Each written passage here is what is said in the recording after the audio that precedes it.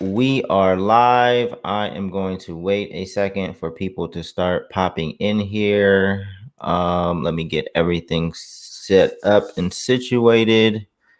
My text didn't go out. I set my text to go out at noon. Hopefully, this is the first time I use the scheduled function, so hopefully it goes out when I need it to go out. But looks like we have some people coming in, so we will wait another minute or two before we get started. Welcome everybody. For the people that did pop in already, if this is your first MEC session, welcome. To the folks that tune in all the time, welcome back.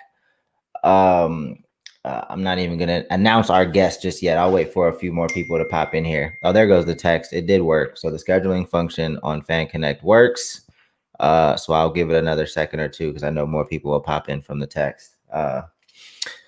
But today we have a returning guest, one of my favorite guests, Mark Tavern, artist, consultant, manager. I pretty much agree with everything he says on the music front, and I pretty much agree with everything he says on his tweets and his political stuff that he posts as well. So Mark's my guy. Appreciate you coming back, Mark. Hey, thanks. It's great to be here. It's always nice to hear when somebody agrees to you and agrees with you in this climate.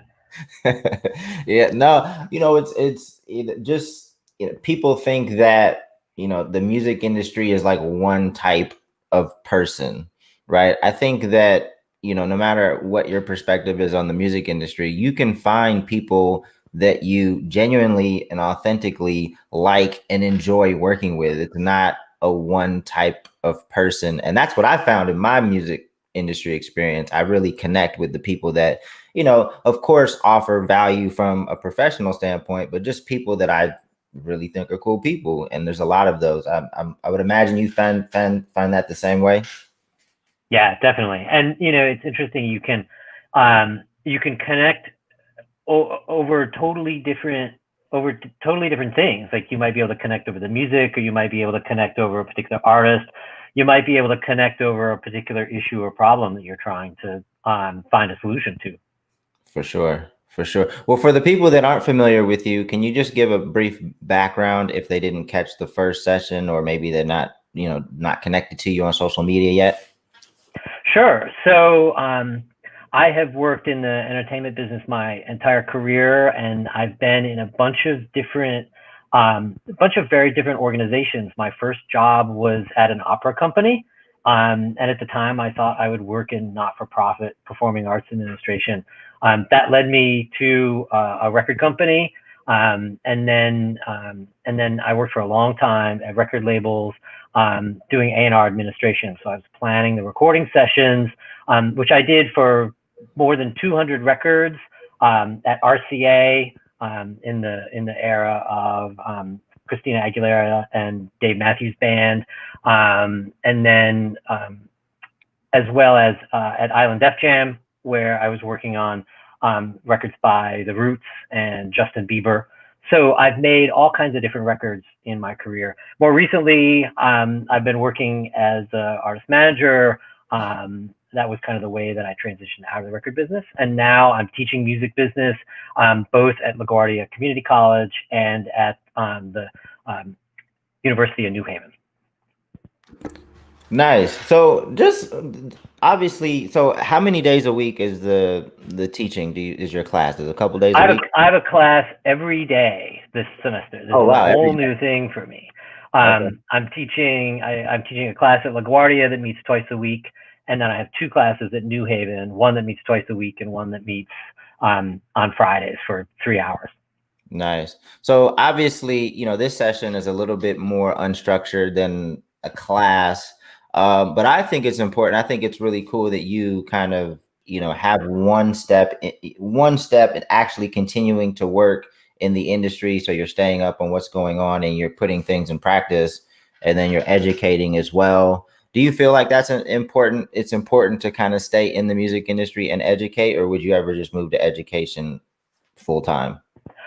That's a great question. I got started with the teaching because I felt like I had a lot of stories to tell about the business that I'd been in, and the issues and problems that I've encountered, and the solutions that I've tried to find, and I just thought that would be kind of a cool way to share all of these stories that I have. I don't know though, because I felt also at the time that if I taught, it gave me the opportunity, if I had to get in front of a class every day and tell them what's going on, that I needed to be sharp. And Right. so I need to kind of keep a foot in both, the business by working, with a couple of clients, as well as, being in the college environment. Otherwise I think I lose a little credibility. Mm, But the business changes so fast that I don't know how anybody can keep up if they're not actually in it each day. right. So and this is, like something I struggle with, because as I'm learning this semester, it's a ton of work to launch 2 new classes simultaneously, Mm, even if they weren't both online, because one of the things about COVID, is that it has really changed the way that we look at education. right. And actually, before I go further, I know I was supposed to mention, so this is just going to appear random because I forgot to mention in the beginning, but so BeatStars recently surpassed $100 million in payouts. So shout out to BeatStars that are helping young creators, producers, artists making a living as independent creators. $100 million, that's not a small number. So, shout out to BeatStars and the platform that has blessed us even with a new partnership. So going back to the education stuff, obviously there's some people watching that here that would say, oh, well, maybe I need a little bit more of a structured education. What advice would you give to somebody that wants to be in the music industry and is thinking about taking a class, or maybe they just want to keep watching the MEC sessions? What are they missing out on or gaining by going, each route? I think that, well, I think what I've seen over the course of my career is that the music business is, it's not getting any less complicated, right? It's getting more complicated. And the reason why, so I guess that I can answer this with an anecdote. When I started in teaching at the Institute of Audio Research, my first impression was, wow, am I, the music business is so difficult to get into. It is so complicated. And are we doing a disservice in some way by having all of these students here, if in fact it is so difficult to get into and to stay in? And with the pop music business, especially, there's this idea that, we kind of ignore the work that people have to do to get to the top of the charts, or to have the success. And I think it's super easy for people to think that they can just have that hit and have it, have their success be overnight. And so what I realized was that it wasn't actually a disservice. Be kind, whether it be what you're doing with the Music Entrepreneur Club, whether there's lots of opportunities for people to take part in online education that isn't affiliated with a university, or if they want to go the route of a 2-year program, and an associate's degree, such as the program that I teach in at LaGuardia, or a 4-year program in music industry. It's kind of like there's an opportunity at every level. There's an opportunity at every price point. And I think that that's good, because it gives people an opportunity to enter the business and get an education that's going to help them kind of take the next step.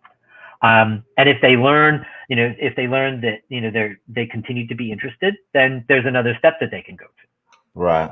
Dope. All right. So I know we have a few topics queued up for today. One that you texted me about, and I think it's a great topic for both artists and producers. And I think it was something that came to you. Somebody asked you a question. Was it via Twitter? It was about producer and artist negotiations, for beats.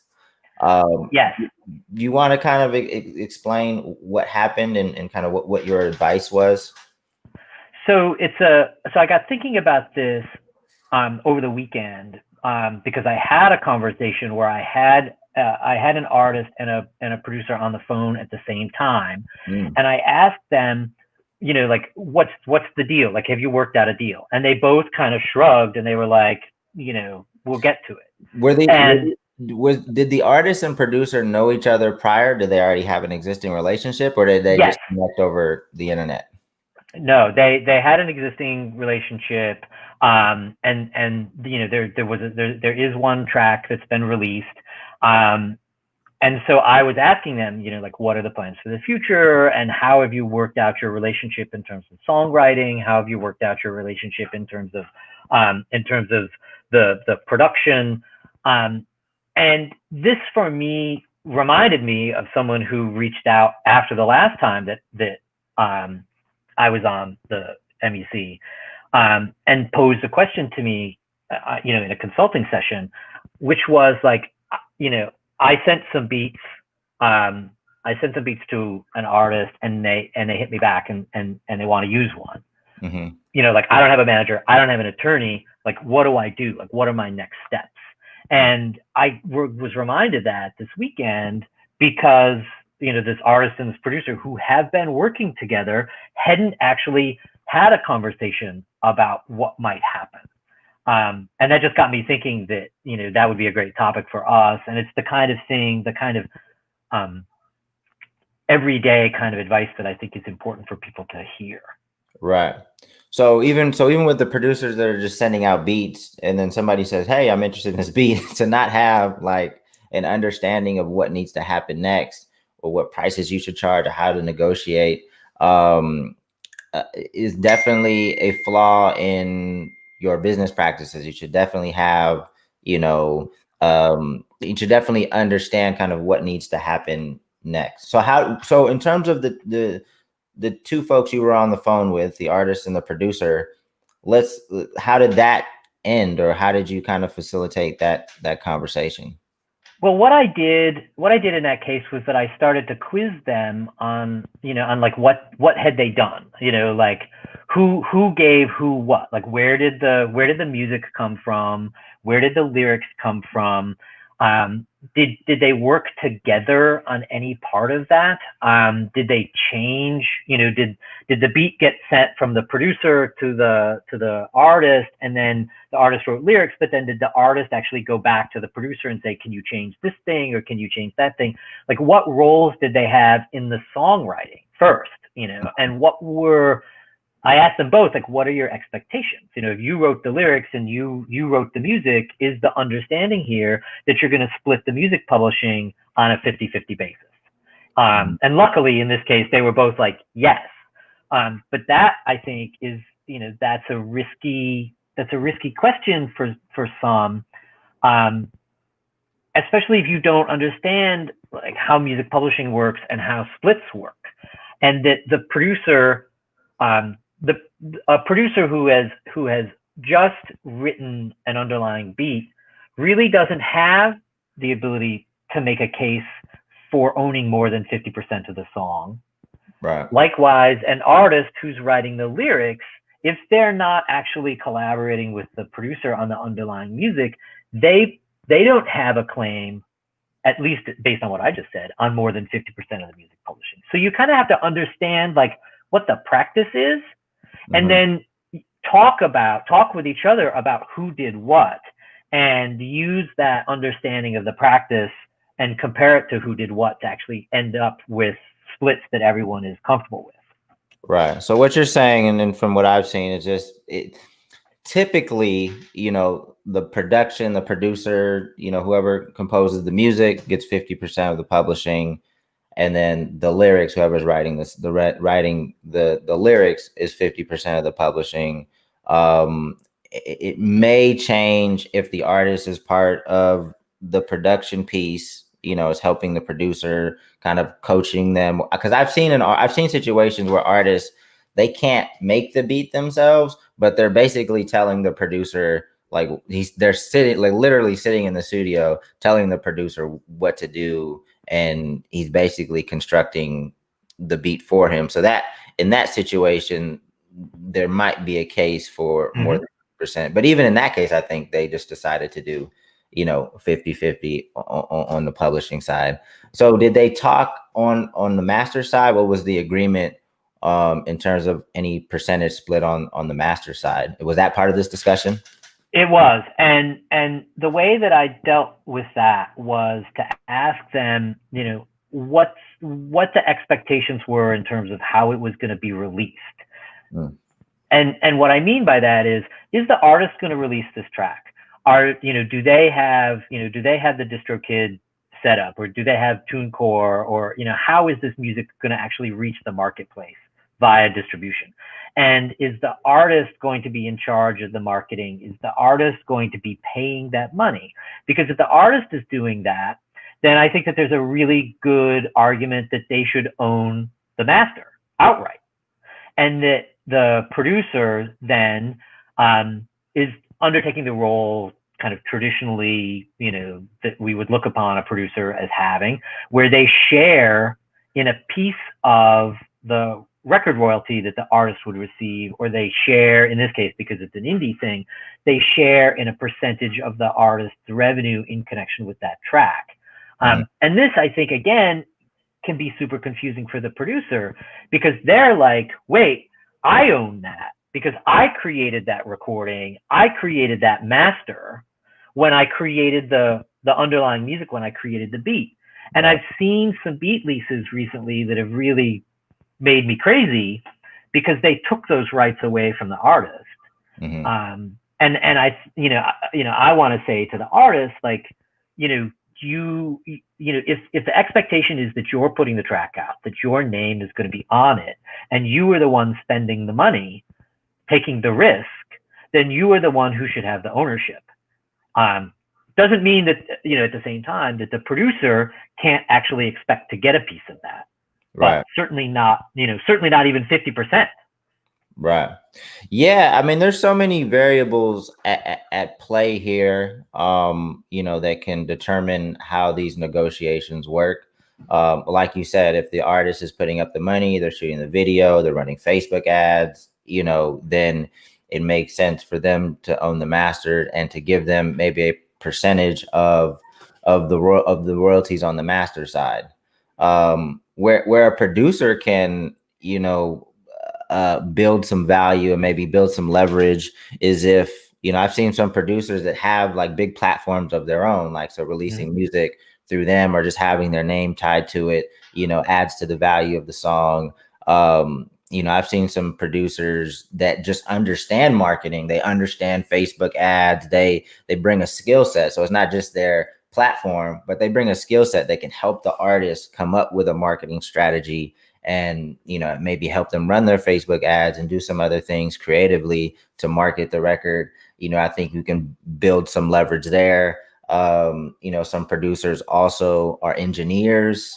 So I think there's a lot of different ways to build leverage.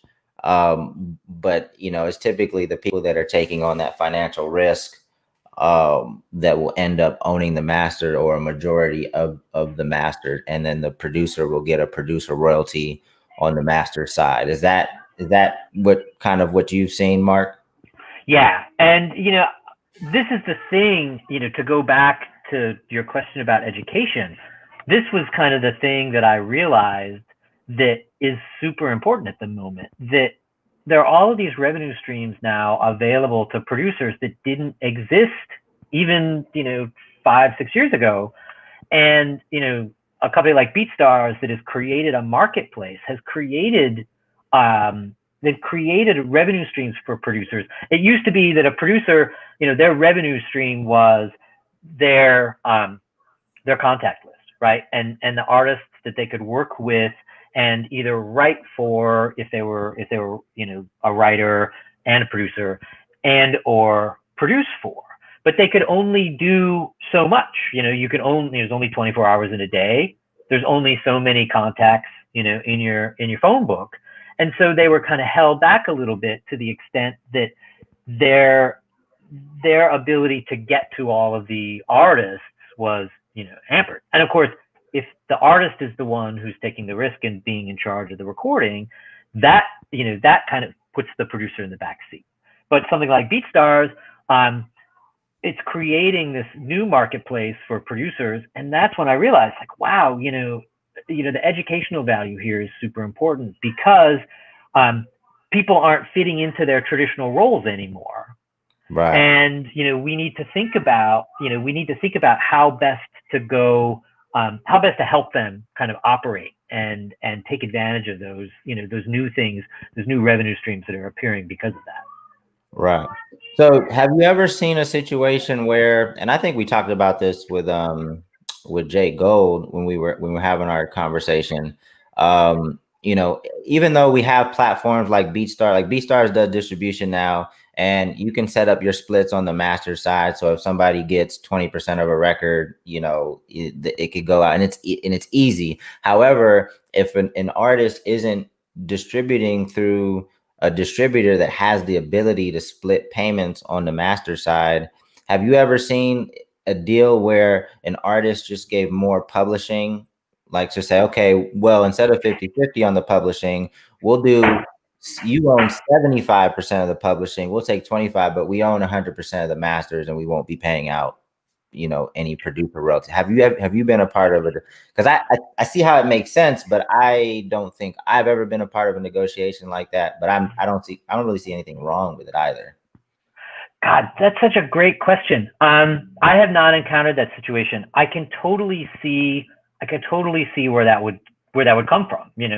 Yes, like it is easy to account on the publishing side because you have PROs in place, because you could get Song Trust, or you could get some of the other companies that are helping manage music publishing rights electronically and capture that revenue and be able to direct the revenue streams. On the master side, and I've struggled with this concept. On the master side, it's so much harder because of what I just said, that the artist is traditionally responsible for taking that risk in an indie sort of situation. And that puts a huge onus on the artist to make these payments. So I'm trying to think, like, how would I encounter that if it was presented to me? And I guess that I would have to look and see, like, well, what kind of history does the artist have here in terms of their sales, and what platforms are they using? Because I would want to be sure that I wasn't giving up the revenue. I think on the flip side, on the artist side, I would be really reticent to give up the music publishing, because let me restart that. I would be reticent to give up the music publishing in return for a negotiation in which you can't pay out the master side as efficiently, because I'd worry that you're giving away too much. And so I guess that I would see, like, is there a means by which we can put something in place? I mean, the first thing that I think of is maybe in that case the payment has to get bigger on the upfront payment has to get bigger, because there's a risk that on the master side somebody's losing out. Right. That it maybe looks a little bit more like how you would negotiate a work for hire, in terms of paying more money up front in order to compensate, because everybody knows that there won't be a back end. Right.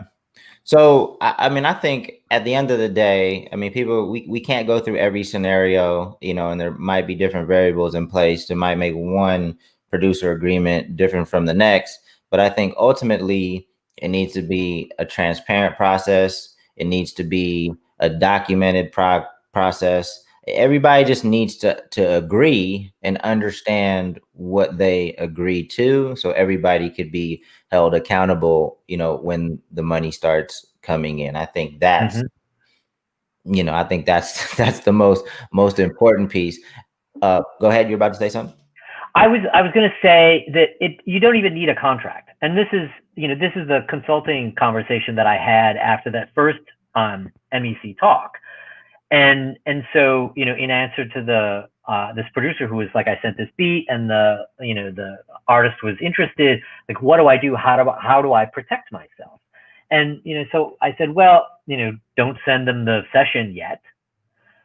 Send them an MP3, send them, I don't know, if a watermark, send them something that keeps them from taking the next step with the track and gives them the opportunity to vocal, but you have the comfort of knowing that they can't release it as is. And then if they come back to you and say, oh, like, we love it, like, where's the session? That's your opportunity to put a roadblock in place and say, okay, well, let's work out the terms, and you don't have to force them.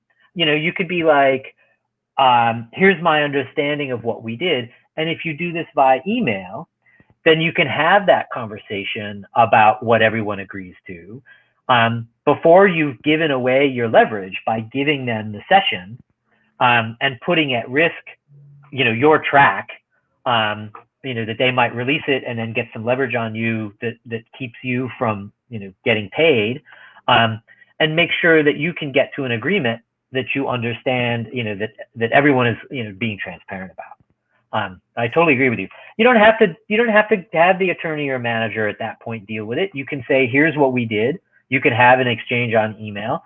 And ultimately, if it goes farther than that, if the next step is, okay, we want to put this on the album, or we want to release this, that's your opportunity to go back, having the email as proof of what everyone agreed to. And that's the moment where you can say, okay, great, put your attorney, in touch with me, put your manager in touch with me, and we can work out the rest of the details. Right. Yeah. So when I was working with artists, like, we had, a standard producer agreement. And unfortunately, do you think that producers should have a standard producer agreement that they send out, or do you feel like they should expect the artist or the label to send theirs? Like, that's a great question. I would say that it makes sense for the producer to have a deal that they're comfortable with, that they understand, that they can use in situations where they don't expect that they're going to get one from the artist or the label. And I've encountered these situations too, and worked to get something to go out. Yes, like, the producer in this kind of traditional agreement that we're talking about here, the producer is being hired by the artist. And so ordinarily the artist would actually send the agreement, because they're saying, with that agreement, here are the terms that I want to hire you under. But not everybody's team has everything together in that way. And so as the producer, you can protect yourself by just being like, hey, I got a simple form. That, should be easy to negotiate. Should I send that out to you? And then it protects you, because it gets that conversation going, and you don't have to wait for either the artist to do it or for the artist to tell their label to do it. And that it gives you that extra peace of mind. Right. So when I was first getting in the music industry, I was just, kind of doing my research, kind of understanding what we need. I was trying to understand the difference between, like, the split sheet and the producer agreement. And then as I was working, I was like, okay, well, this split sheet is pretty much just an initial agreement, and, like, everything's in the producer agreement. So why do I even need a split sheet? Was the split sheet just for the way that songs get made sometimes in the studios really quick? So you just do, like, a quick split on the publishing, and then that's really all that was. But then the producer agreement has all that and more. Is that your understanding? Because I just thought it was redundant. I mean, split sheets could be useful, I guess, in the moment, but the meat and potatoes is what you really need in the producer agreement. That part is true. But the reason why you need both is because there are two copyrights that we have to deal with. There are two copyrights where there's a question of ownership, and you can go in the studio and do some co-writing, and not actually produce any records. But maybe you've just written a song, and that song then goes to some other A&R hears that song, some other artist hears that song and wants to actually record it. The split sheet is going to protect the co-writers by acknowledging who wrote the music and who wrote the lyrics, and how does the income stream get split up from the music publishing side. Now, if it turns out that one of the people in that session is going to go on and record that song or produce that song, that's where the producer agreement comes in, because that's going to dictate who owns the actual master recording and what part of that recording the producer is going to participate in.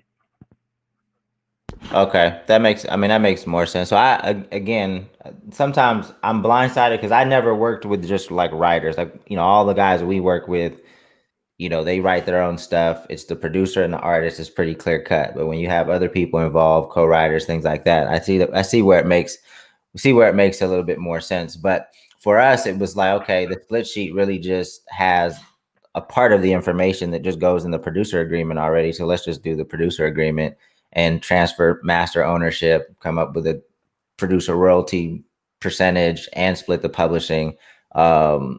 But that makes a lot of sense. All right, so you tweet a lot about the music industry, and there were a few things that have come up in the past few weeks that I wanted to touch on, in addition to this conversation that I think was very healthy. One, you said that when Kanye was putting his contracts up on Twitter, you said you were going to make that required reading for your class. Did you end up doing that? I will in the future. We haven't gotten to that lesson yet, but yes, I thought what Carl wrote in that piece was really smart in the way that he kind of broke down the elements that you really need to worry about in the producer agreement, in the artist agreement. That's what I thought was so good about that, because artist agreements can be like 60, 70 pages long, but you really only need to worry about certain terms, and so I think Carl did a great job of breaking that down. And yeah, my students are going to read about it later this semester. Well, I don't want to jump into the drama of it, but what was your perspective or just kind of opinion when that was? Did you go through the contract? I did a little bit. I did a little bit. I worked at Universal. I was at Def Jam in 2009 to 2012.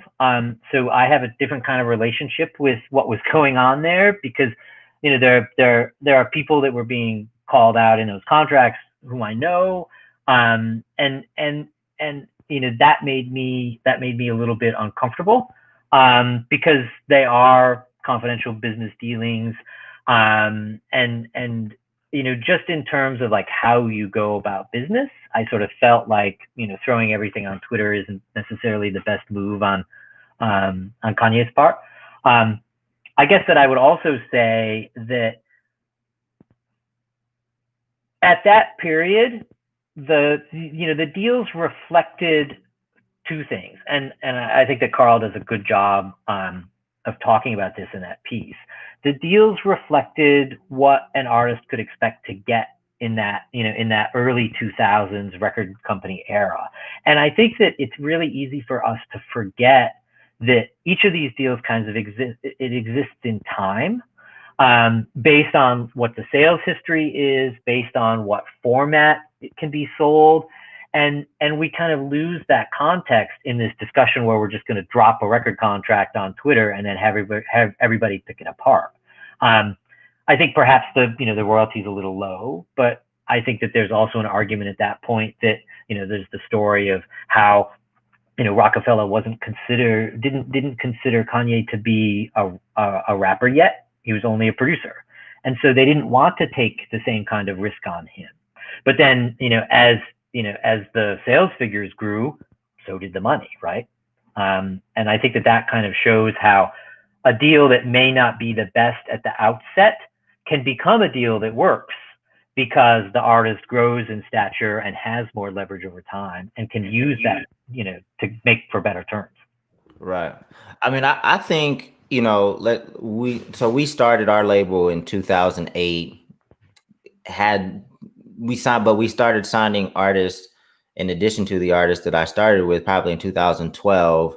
And even the deals that we were giving them would have definitely changed in more favor of the artist if I was a label today, because I think artists even at the time, artists had the ability to build their own fan bases, but now artists have more revenue streams and just more flexibility and more creativity on how they can build their own business, to where they the artists that we signed first may not even have needed us at at that time, or may not even need a record label. So there's more leverage. So if we started our first album out 70-30 in the label's favor, maybe now it's more 50-50 or 60-40 or whatever, just because there's more know-how, there's more tools and resources for artists to be able to build out their own fan bases. So you're right. We definitely have to look at these deals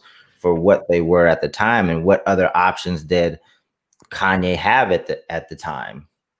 What deal was he going to sign? And I think it was also noted that he had the ability to go back and make amendments to his deal and get more and more money. So it just sucks when, especially a 50-page document just gets put out on Twitter. People on Twitter already don't know what they're talking about, and then just introduce a bunch of legal jargon and 50 pages worth of stuff that probably none of them understand, and it just turns into a shit show. Excuse me if you guys can hear that noise. There's some work being done in the other room. All right, so there were some other things I wanted to talk about. The future of live performances. Obviously, nobody's making money at shows. There's some people that have turned to online shows that have been actually very successful. The artists that you work with now, are they doing any type of virtual experiences or going live more or anything like that? One of the clients that I'm working with is doing a series of freestyles on YouTube, because they are not in a position where they can get in the studio and make new records.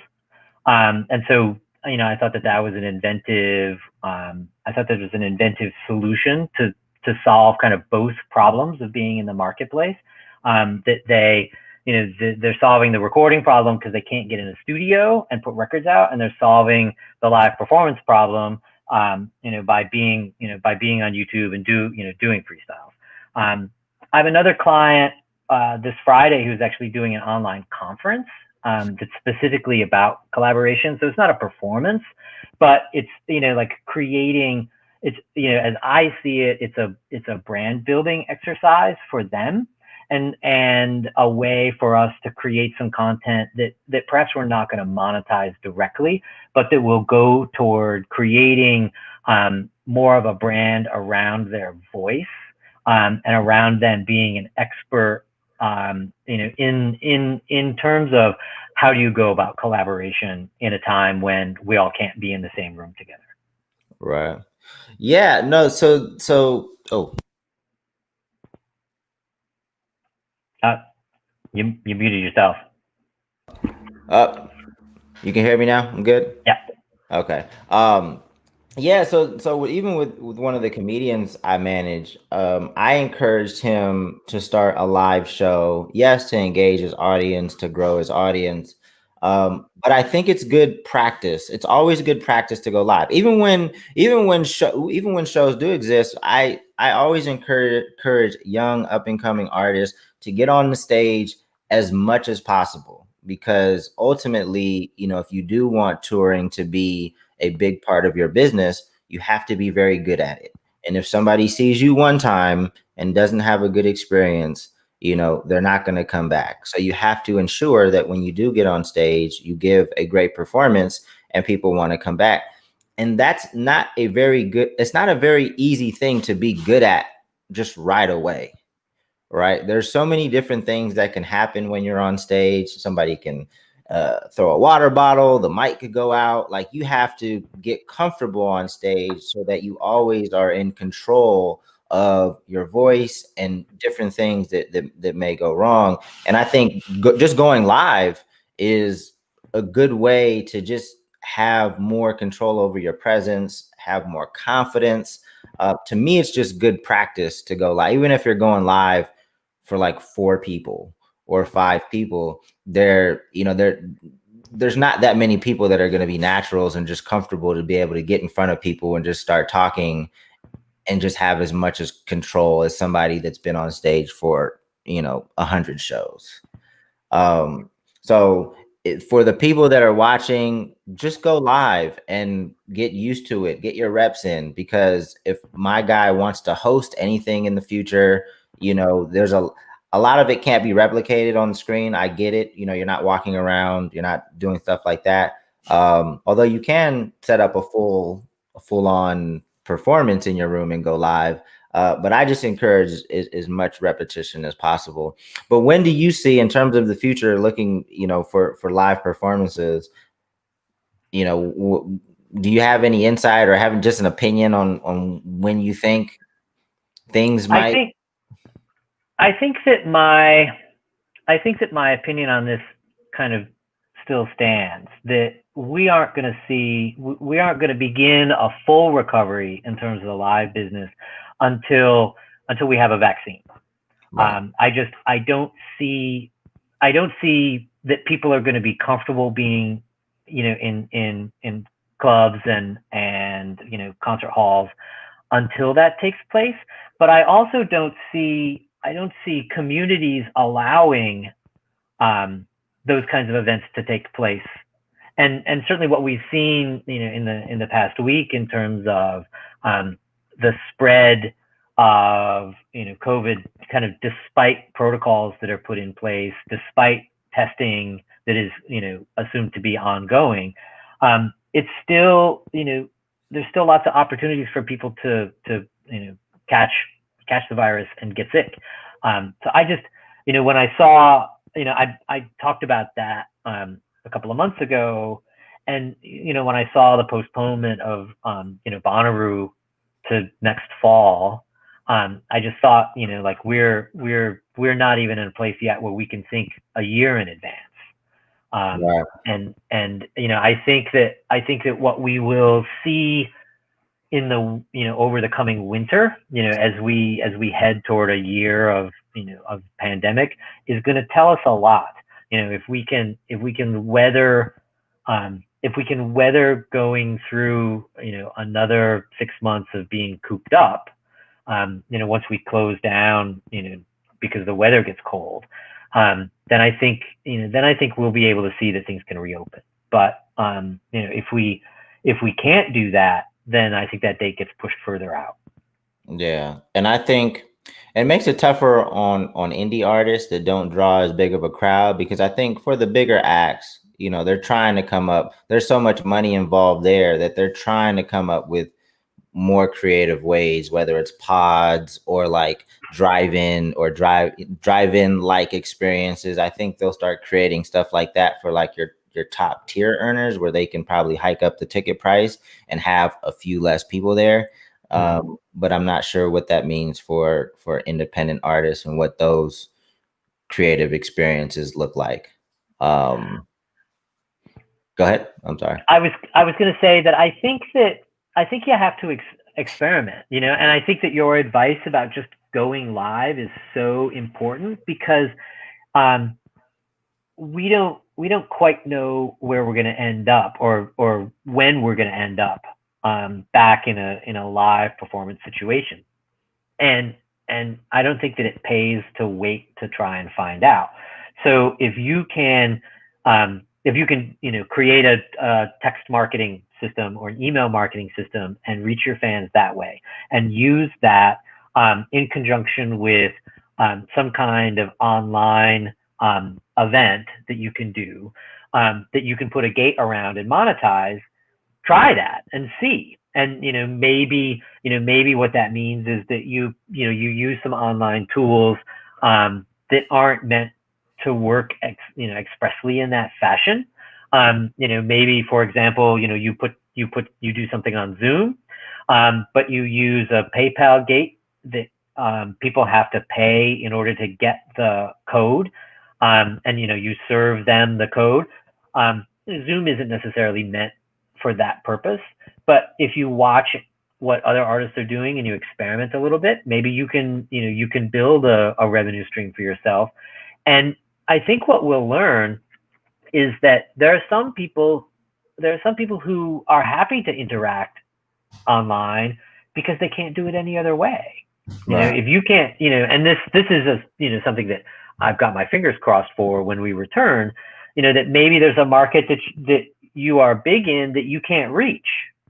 But if you can create, some, email or text marketing that can target that market, you can provide fans that you can't go and be in person with an opportunity to experience you online, and maybe that is a revenue stream that you can take advantage of.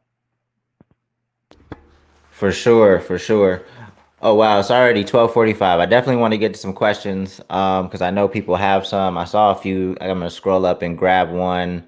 Um let's see. So if you have questions, all you need to do, no matter where you're tuning in from, whether it's YouTube or Periscope or Twitch or Facebook, just put it in the comments. And I don't think we'll be able to get to everybody, but put your question in the comments and we'll answer as many as we can before 1 o'clock.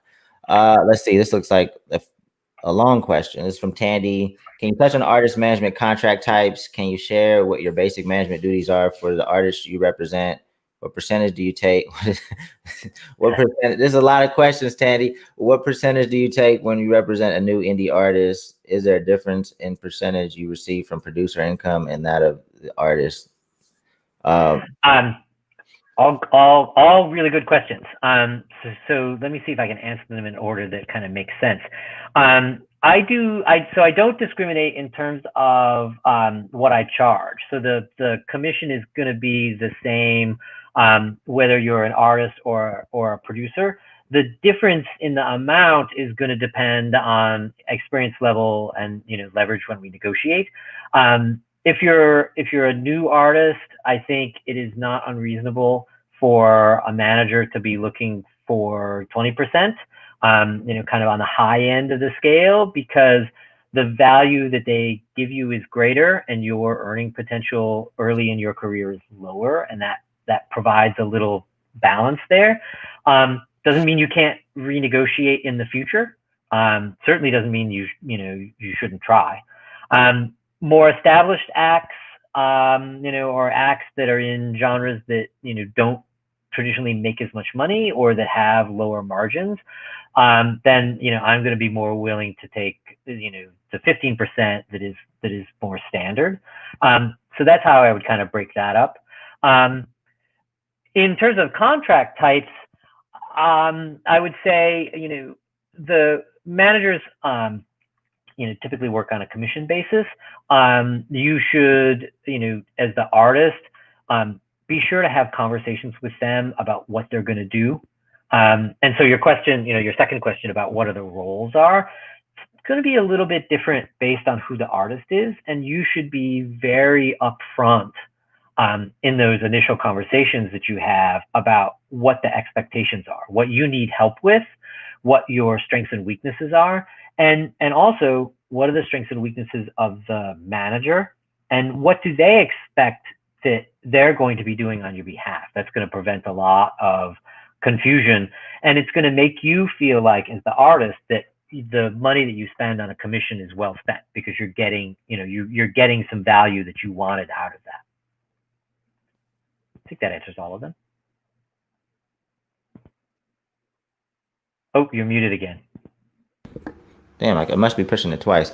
So I definitely think the piece about like an ongoing conversation is a good one. Because the artists some of the artists I worked with in the past, like, there's so much skepticism in the music industry or just in the entertainment industry.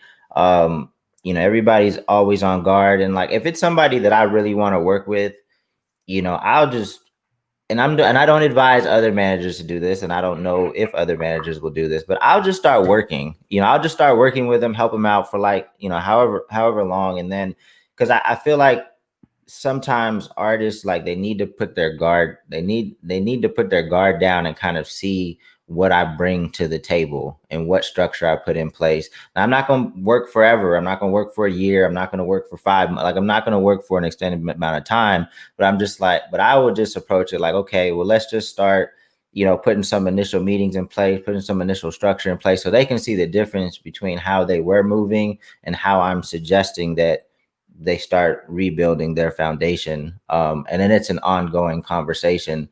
I've noticed it's unfortunate that everybody just is so super skeptical of each other. Everybody's all on guard. But I've noticed that that's just kind of what I kind of have to do if I want, you know, a relationship to work. So I've found that I'm fine doing that, even if I work for a month, 2 months, or whatever, you know, before we really start, you know, putting the agreement in place. And even with the comedians that I work with now, again, I advise artists to have actual contracts in place. I don't with that. Like I don't, and I'm comfortable with it because, you know, it's a relationship that, you know, extends 20 plus years.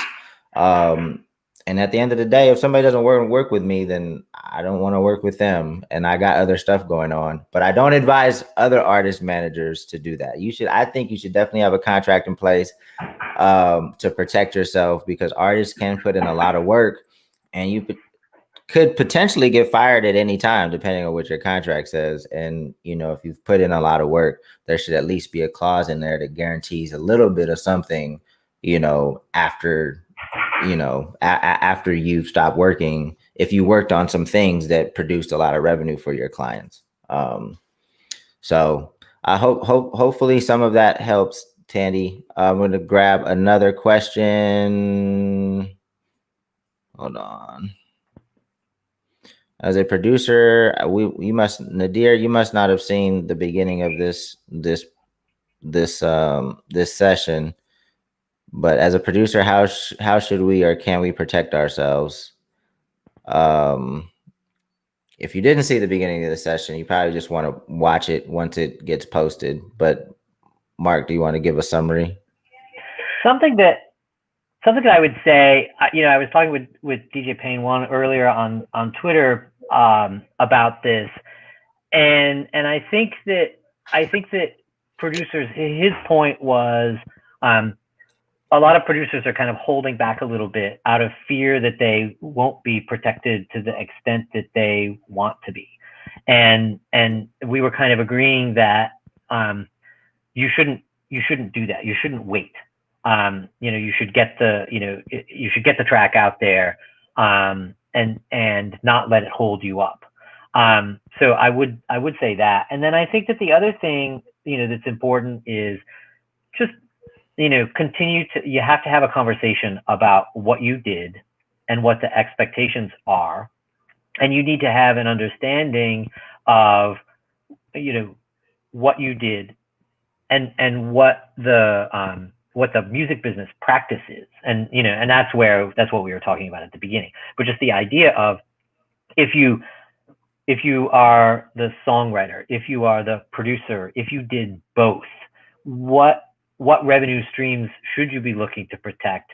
And, you know, what are the expectations of the artist or the other collaborators that you have about how you split those up? I think that that's the most important thing. You can't assume any of those things. And if you do, then you actually set yourself up so that you can't protect yourself. Having those conversations actually protects you. Right. Let's see. Do you prefer to find artists on your own, or them come to you? How do things work now for you, Mark? So, you know, I prefer in many ways to find them myself.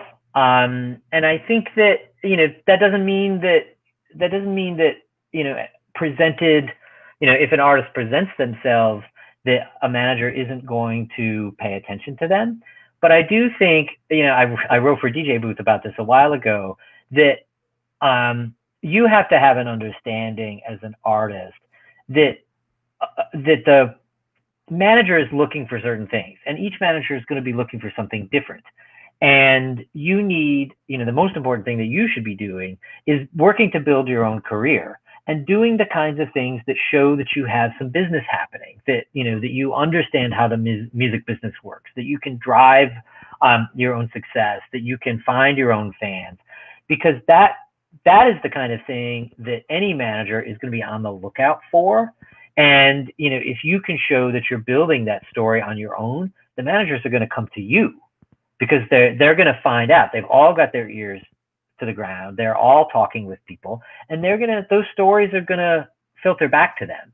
And those are the clients they want to work with, because it answers a lot of the questions Dana, you were just talking about in terms of knowing upfront who's going to do what and how the relationship between the artist and manager is going to play out. And if you're working with an artist who has a really good understanding of how the music business works, and you have an understanding as to how they what they can deliver, it makes your job as a manager a lot easier, and it reduces the risk on both sides, I think, that you're going to get into a relationship that is going to sour. Right. Yeah, and I think for me, like I'm really not. So I manage comedians now. I'm not even really interested in managing music artists anymore. So I don't look. However, people come to me with different opportunities now, and I would consider managing a music artist again, but it would just have to be, something that I really believe in, something that really has potential. But more opportunities are coming to me than I look for, because I'm really not looking myself.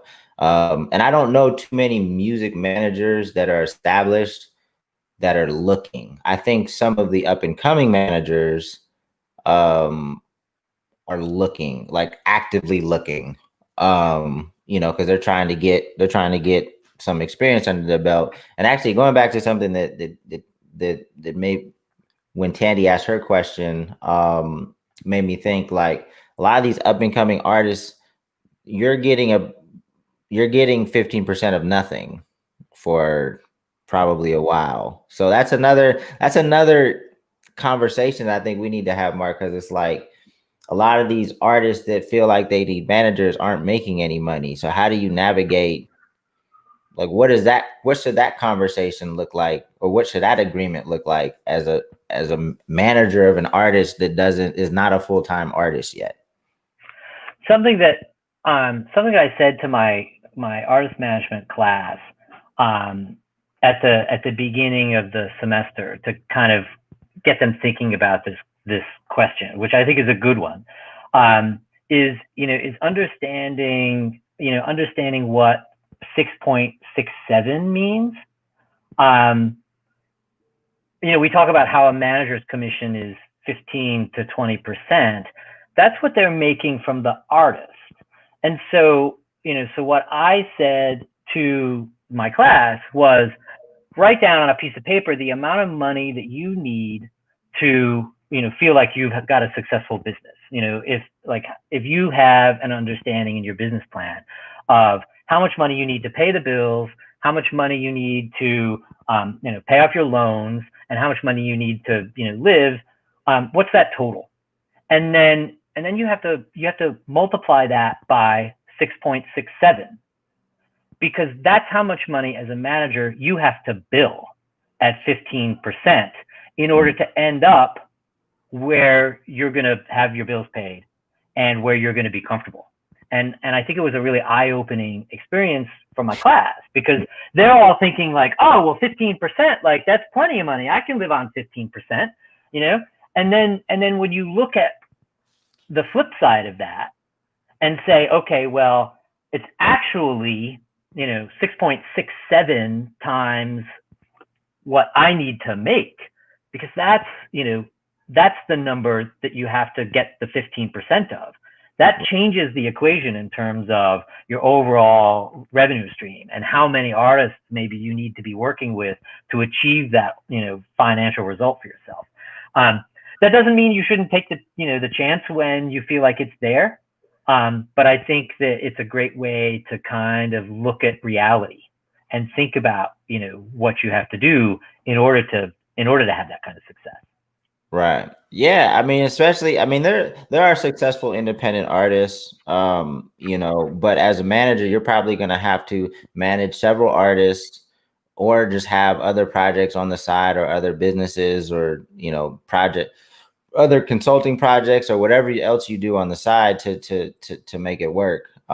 Because that math, even if your artist makes $100,000, you get $15,000 of that. Where are you living, right? Like, 200. If your artist makes 500,000, what is that? That's $75,000 a year. So Yeah, and do you think it's if you start out with an artist and say you didn't even put up any money, but it was all sweat equity, right? Because you didn't get paid until your artist started making money, but you started from the beginning. You know, you helped the artist with everything, social media, just did everything a manager was supposed to do from day one. And now that artist is making, you know, maybe several hundred thousands of dollars. Do you still think it should be like a 15 a normal like 15-20% deal with all the work you did in the beginning? Is that was just your ticket to be the manager ongoing, or does that conversation look differently if you're starting with an artist from zero? I think that that's part of why, I'm looking for, and I think a lot of managers do this. They look for a higher percentage of an artist they look for a higher commission against an artist's earnings, if the artist is at the early stages of their career, because then, they get a bigger benefit earlier on. And I think that that's one of the ways that they can mitigate it. I think that, another way to think about it is, whether or not you should do, whether or not you should do a deal in which you work as a consultant. And, and this of course depends on, whether or not the artist has the ability to pay you on an ongoing basis. But that's another way to think about it. Does it make sense for them to pay you according to the amount of time that you put in? And is that something that is more reasonable to them? And, something I've been thinking about, now that, my time is being spread out so much in terms of the teaching that I'm doing, to what extent can consulting relationships where everyone is on board about how much time a particular project is going to take and how much money it's going to cost to do that and what time it fits into in everyone's schedule, that can maybe be a way to deal with a compensation question that's fair to both parties. I do think, if you're a manager in that position where you have a developing artist and you've been with him a long time, you need to have a sunset clause that really locks in some revenue for you in the future. And if you're not familiar with what a sunset clause means, what that essentially means is that should the artist terminate the agreement, that you continue to get paid for a while after the contract has ended. The idea being that you built the artist to a particular point, and that the revenue that they have coming in is building as a result of what you've done, and that you continue to share in that even after they have left, even after the contract's over. I've begun to think about, and I forgot where I saw this, in the early stages, basically saying that the sunset clause grows, so that the more time that you put in as the manager when the artist is not earning, the more valuable the sunset clause gets later on. And so essentially the artist is mortgaging, maybe that's not the best word. The artist is, agreeing that the manager's time is just as valuable at the onset of their relationship as it is later, and that the manager gets the opportunity to capture that revenue when the artist is actually more in a position to pay. So how long normally is a sunset clause? Like 3 years, 2 years? Yeah, 2 or 3 years, and that can feel like a super long time for an artist. But I think that the average contract is a couple of years, and so it makes sense to me then that that the sunset clause would, at least at the minimum level, kind of had the same length as the contract did. Now, if you're in a position where the artist is like, I only want to sign a 1-year contract and I don't want to have a 3-year sunset clause tacked on to that, then maybe, as in my example, the sunset clause grows up to a certain point. So if you work together 2 years, then the sunset clause is 2 years. If you work together 3 years, then the sunset clause expands to 3 years. And that essentially the manager buys the sunset clause through their commitment. And that's only on money that was like from deals or music created during your tenure as a manager. It's not like on new stuff, or is it? It's totally, totally up for negotiation. And I think that this is where like you have to have an understanding and a conversation. Both sides need to understand how this will work going forward. I mean, streaming revenue, doesn't get paid until 6 months at least after the streams happen. Artists only get paid by their labels twice a year. So you need to be able to have a system in place that captures that revenue, both in terms of what you've done as the manager to create revenue going forward, and in terms of your ability to capture revenue that's already been earned by the artist, but not necessarily even in their pocket yet. Right. So how would you, I'm sorry, we're already 5 minutes over. Do you mind if I ask one last, you got to go, Mark? No, that's fine. Okay. So yeah, because I know so if a sunset clause kicks in after you've terminated your manager, but then you hire a new manager, you're potentially giving two people commission, right? Yeah. How would that work? So in that situation, again, I think it pays to be transparent with everyone. And that's an argument. If you're a well-known artist, you need to be alert to what the sunset clause is going to say, because you don't want to put yourself in that position. If you're a well-known artist, you may be able to negotiate a smaller sunset clause. You may be able to tell the incoming manager, you may be able to negotiate with them maybe a smaller commission at the outset. I think you have to have an understanding of how your revenue is affected by that potential deal, and use your leverage, both when you're trying to close the first deal, and then again when you've moved on from the first manager and are trying to work with the second. Right. Cool. Well, Mark, thank you once again. I think you've provided us with a ton of gems. Can you let people know how to find you, how they can connect with you? And you're still doing consultations, right? If people wanted to reach out and do a consultation. Yeah. So, my website is marktavern.com. I have, if you go to that website, you can join my email list by signing up for an ebook that I wrote about Spotify marketing. And I think now, like, streaming music is, increasingly important, not just for the potential revenue stream that's coming at you, but for the data that you get behind the scenes that helps you make some other decision making. And then you can find me everywhere else on the web at Mark Tavern, whether it be Twitter or Instagram. And it's always a pleasure to have this conversation with you.